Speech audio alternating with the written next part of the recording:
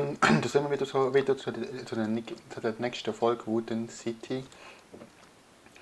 Leider nicht so gut, wie ich es mir erhofft habe, ist nicht so gut gegangen.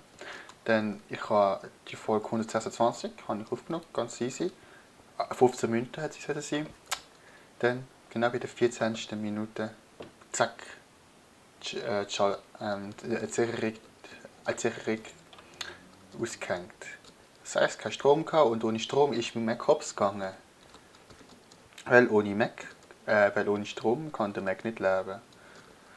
Und dann hat es die Aufnahme versaut, also sprich, hat es nicht gespeichert. Ich war schon am Schlusswort gewesen. So ist mies. Und dann, ich kann nochmal, und das Schlimmste ist, ich kann das Video, das ich jetzt mache, das ist jetzt der zweite Versuch gewesen, weil beim ersten Versuch ist genau das Gleiche passiert. Mit dem Reden, zack, wieder zweimal hintereinander zurückgetunten. Und dann, ja, schießt mich mega. Jetzt in dieser Folge habe ich einfach dort das erste Mal den Lavabrunnen gemacht. Jetzt muss man das rein tun. Zack. In dieser Folge haben wir aber den Lavabrunnen gemacht. Die erste.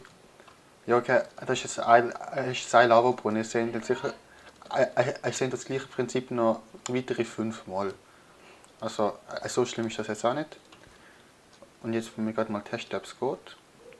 Wenigstens das noch in dieser Folge. Genau. Zack. Und das passiert eben, wenn man reingeht. Also reinkommt und die Blöcke brennen dann natürlich auch. Also, genau. Gib mir die Fackel zurück. Tack, genau. Und dann sollte es sich wieder zurückziehen. Okay. So, mit dem beende ich hier mal die Folge wieder leider. Leute, ich glaube mich ist es genau so mit der Schiesserei, hat mich so aufgeregt. Egal, das wird hoffentlich nicht mehr so oft vorkommen. Also, was heisst so oft? Das ist jetzt einmal vorkommen oder so. Einmal jetzt. Hoffentlich wird es nicht mehr vorkommen, während ich aufnehme.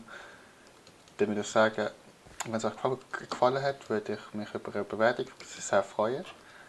Und dann gibt es noch eins zu sagen: Abonnieren, gut überstudieren und bye bye!